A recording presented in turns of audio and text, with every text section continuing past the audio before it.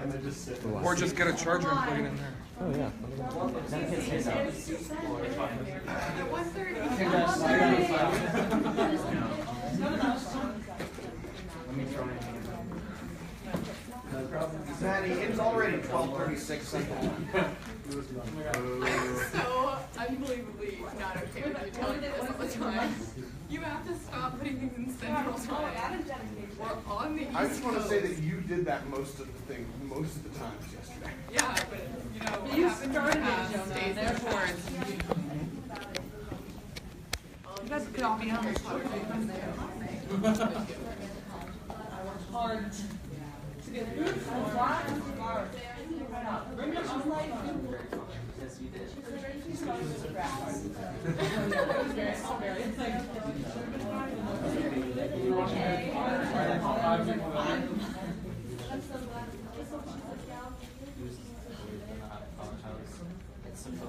Yep, it's live. The USG Undergraduate Senators.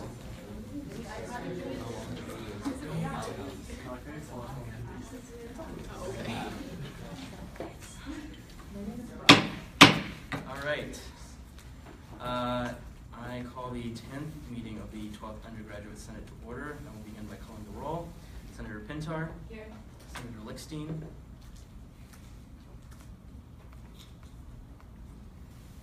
Senator Hinkins. Here. Senator Gale. Yeah, my proxy. Senator Bartow.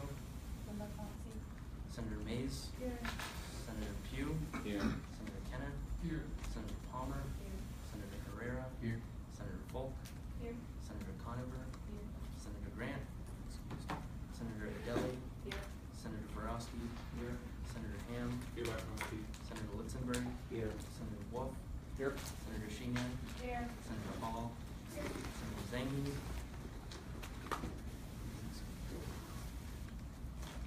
Senator Piano.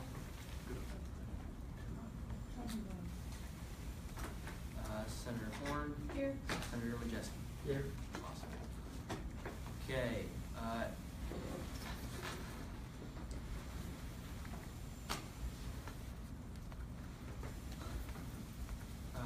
Is there any discussion on the agenda? Seeing none, the agenda will be adopted. Is there any discussion on the minutes from the 9th meeting? Seeing none, the minutes will be adopted. We now move to a period of public comment. Does any member of the public wish to speak this time? Seeing none, we will move to reports from officers. Mr. Mosquero. Good afternoon, everyone. I didn't anticipate reporting to today, but I realize spring break is next week, so we're not all going to be together, so I figured I'd move up that one to now and give you guys a quick update on what has happened since we last talked 2 weeks ago and what will happen for the rest of the semester. So, next slide. Thank you. Just one. I'm going to keep it short. So the first thing is I wanted to thank the Secretary's Office for the very good rollout of the conduct announcement we had this past Friday. We have a great SG videographer, Sydney, who did a really good job with the video. We made sure that if you notice there were captions there, so regardless of your ability to hear the audio or not, you could still read what was happening. We're trying to make that consistent with all the videos that come out of our department for the rest of the semester. And so she did a really good job making sure we did that for the video. I was very pleased with all the work that everyone did on it. I think it got the message across. We got an email sent out. It's up on the website. And also, speaking of rollouts, I'm really excited to see and wanted to thank the Senate for assisting in the new Academic Access Fund being rolled out. That was something that we thought was really important back during my freshman year. Sort of petered off away into non-existence, and now it's back again. So I'm really excited to see that that's back. So both of those things are exciting. Second, we have a new, I wanted to update you guys about some changes to the letter that students receive after getting a conduct violation. Those of you who were here the last time I reported will remember that I got a question from John, the chair of the J board, about the language used in the conduct code, in the conduct letter that's sent to a student once they receive a violation. So I had a meeting with the director of the conduct office, and we got new language added to the letter at the bottom of the letter that says something along the lines of, if you have any questions or concerns about advising, you can follow this link, and you click on that link and it sends you to the conduct website that discusses the concept of having an advisor and includes a link to our page in the SG website. So that was sort of a compromised version of the language I wanted, which would be more direct, including the name of our department. So what we're going to do is view traffic to the website. I've already talked to Chris about seeing how many clicks we get from the Conduct's website to our page on the student government website so that we can measure how effective this mode of referencing us as a resource is. If it's not as effective as I want it to be, I'm going to try to go back to the drawing board and get the more firm language that I want. But I think it's an exciting update. The more students that know about us, the better. And now it's guaranteed in the language of the conduct letter that you receive that you can find out about what we do. Third, we are moving forward with the rollout, or the draft rollout, let me put it that way, of student rights cards that again would be laminated cards that would be placed in every single room around campus that would detail your rights during a room search. I have a meeting this week with Lisa Freeman, the head of HDP. She's the sort of initial administrator who I'd like to clear the roadblock of before moving forward. After that, those senators that express interest in working on this project know that you're going to receive some sort of contact, whether it's an email or Facebook message from me. Thank you, those of you who contacted me. I'm super excited to work with you. There's still time. We're in the very early stages, so let me know. Also going to be talking to potentially your, once again, future Senator Sam Rogers in his capacity as the head of the RHA. It'd be cool, I think, if it was a joint project between our two departments, or two organizations. And then lastly, this is sort of just like a flag to put in your minds, nothing concrete yet, but there is a meeting this Tuesday with different student leaders from organizations around campus to discuss potentially changing the adjudication process for the for how Title IX violations are handled, from the method we use now that involves a hearing to a future method that would involve a single investigator. Explaining the differences and similarities between these two processes would take a long time, so I'm not going to take that time from you now, but if you're interested, please let me know. I'm going to make myself available this week to talk to anyone who's interested in that. I have not sort of made my mind up about the change, primarily because Devontae and I are going to talk about it this week, and the idea is that we'll be on the same page. And then potentially, who knows if student government will take a position on it or not. That's something for all of you to decide. But not next week, because we'll be gone, but the week after, so the week following spring break. Either I or Devontae or someone will talk to you about the culmination of that meeting and sort of explain further what that could mean about Title IX violations. But again, please, if you'd like to talk about it this week, send me an email, send me a Facebook message. I'm really available, and we can talk about it. Okay? Any questions? Thank you. And Jonah? Yeah, I just wanted to congratulate you on the big announcement this week. Thank you. I read some folks who were saying that you know, that these kinds of things are hard to come by, and they really are. You know, it's an institution that moves really slowly, so I was very excited to see that you were able to get that done. I appreciate that. Also wanted to tell you that I'm really optimistic about your data-driven approach to assessment with some of your other initiatives. Cool.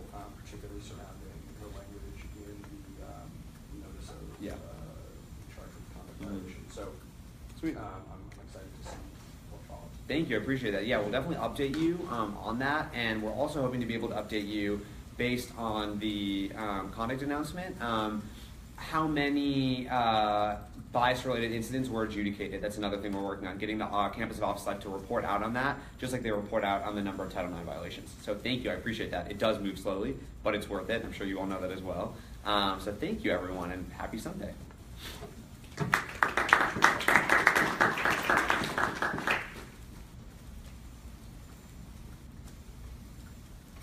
will move to new business, the confirmation of Sam Rogers to be Senator for the campus at large. We have 4 minutes.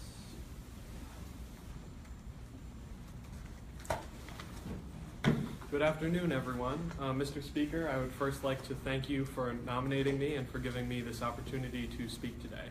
I think most of you know who I am at this point, but for the benefit of those who don't, I'll give you just a brief history of who I am and what I do here at AU. So my name is Sam Rogers. I'm a sophomore political science student from Albany, New York. But if you know only one thing about me, it's probably that I'm the president of the Residence Hall Association, or the RHA. Throughout my time as president of the RHA, I've been working hard to make communities across campus stronger and safer for all residents. This has included restoring the RHA's reputation as an organization that programs for and advocates on behalf of everyone who lives at AU, with new and long overdue focuses on diversity and inclusion, mental health, and workers' rights. And more recently, I've also been fighting to fix and secure fire alarm pull stations and to improve security and safety in each of our residence halls, especially those on South Side. Under my leadership, the amount of grant money available to clubs and student organizations from the RHA has more than quadrupled. And when the student government became concerned that it would be unable to afford Founders Day Ball in 2017, the RHA stepped up and doubled past commitments, investing $20,000 in order to keep the annual tradition going and to open it up to as many residents as possible.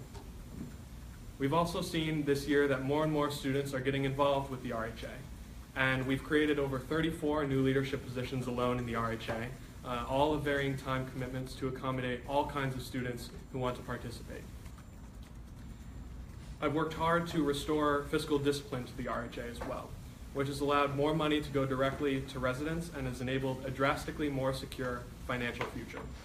I, along with our Vice President of Finance, closed a $15,000 debt that the RHA had and turned it into a $2,800 surplus, balancing the budget for the first time in years without raising the resident fee a single cent.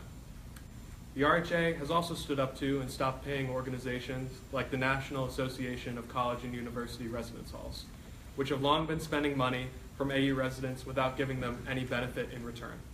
Every resident, I can say, now pays less money to pointless fees than they did before I took office as president. Now, prior to my election as president, I served in the Undergraduate Senate as a senator for the campus at large.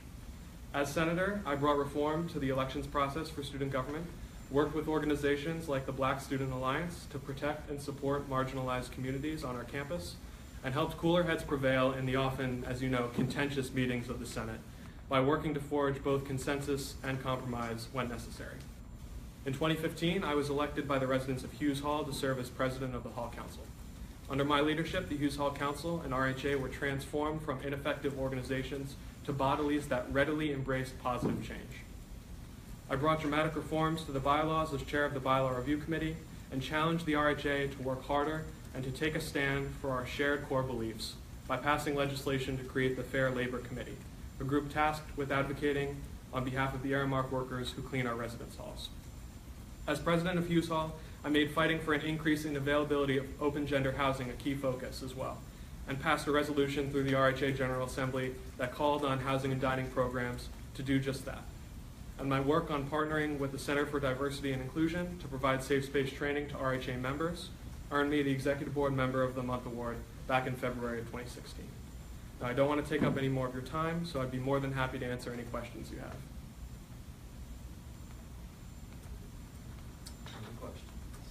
What are your goals if you were confirmed as senator for So- the next few months? Yeah, I'd say we don't have a lot of time left, but one project that's really has excited me right now, I know Emma Hankins is working on getting menstrual hygiene products available to students, and that's something we're starting in the RHA as well. So I'd really like to see a partnership develop between our two organizations to provide this necessity for free to as many people as we can. So that would probably be my biggest focus. Any other questions? Seeing none, thank you very much. We will move to a period of debate. Is there any discussion? Yes.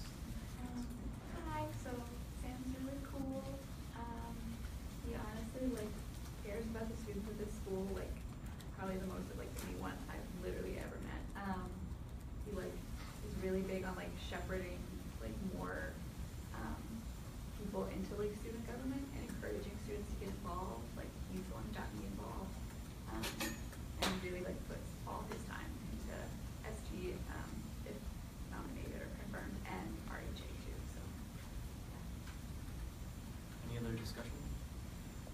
Yes, Senator Wolf. Yeah, I've been lucky enough to work with the nominee on a number of advocacy initiatives over the course of the last several months, and I'm just going to associate myself with the Senator Hankins of that, his dedication to the work I think he made, and that's something we wish to over.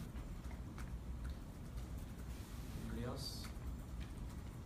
Seeing none, we will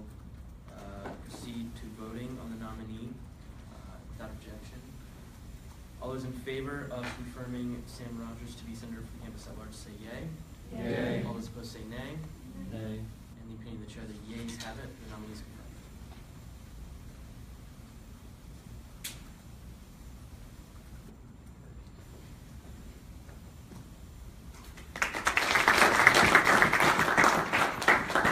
You can stay up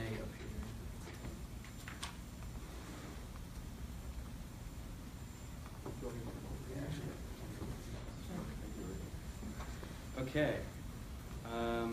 Would the Chief Justice like to swear in the new senator? Yeah, it's not a title. It's not a title.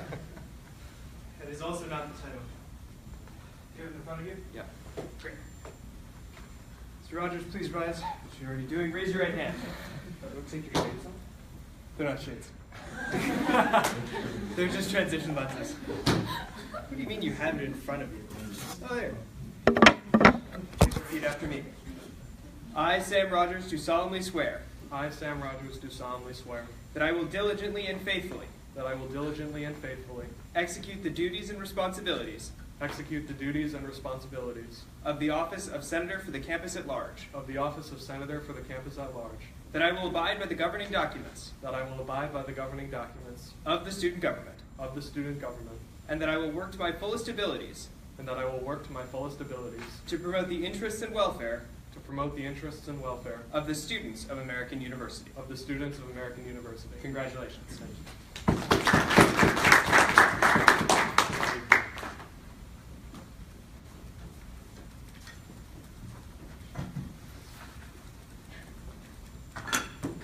right. We will now move to the consideration of Resolution 1617-007.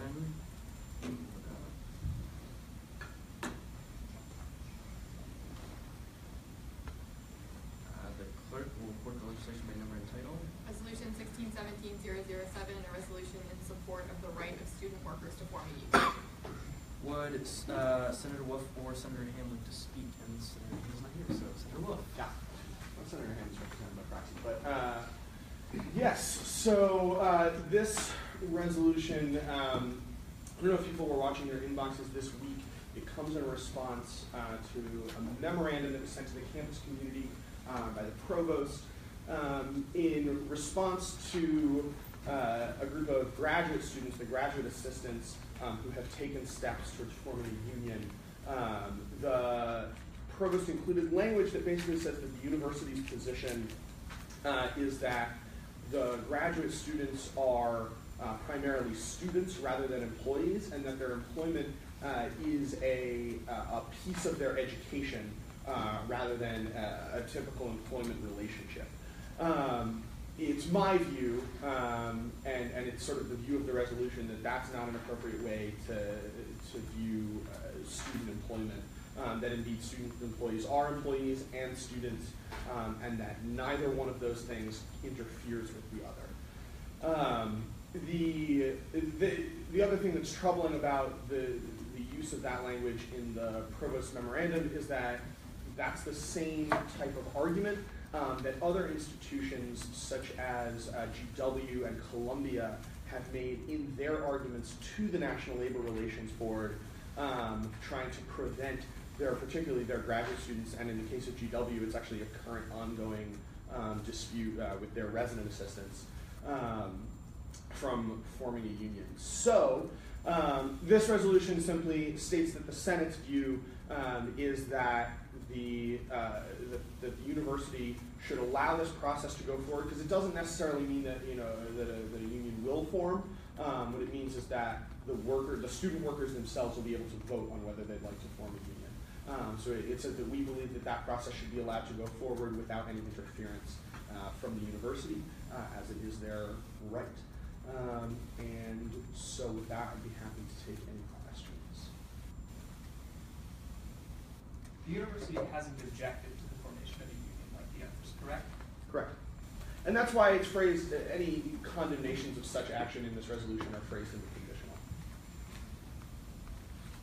Yeah. Do you know the percentage of the student body that is classified as a student worker? There's no classification, right? All you have to do is be a student and work for the university. With student, I suppose, as your primary relationship to the university, because there are some staff members who also take classes with their tuition admission, and those are treated differently, and that's all handled through AU Central.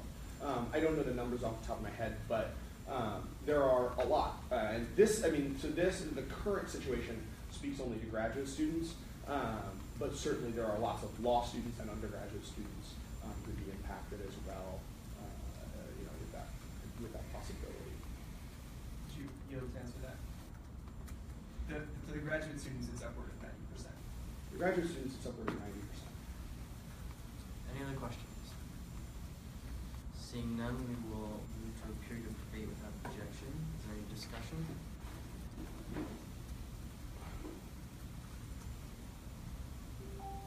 If there's no further discussion, we will move to voting on the resolution without objection. Those in favor of resolution 1617-007 say yay. Yay. Those opposed say nay. In the opinion of the chair, the yeas have it. The legislation is adopted.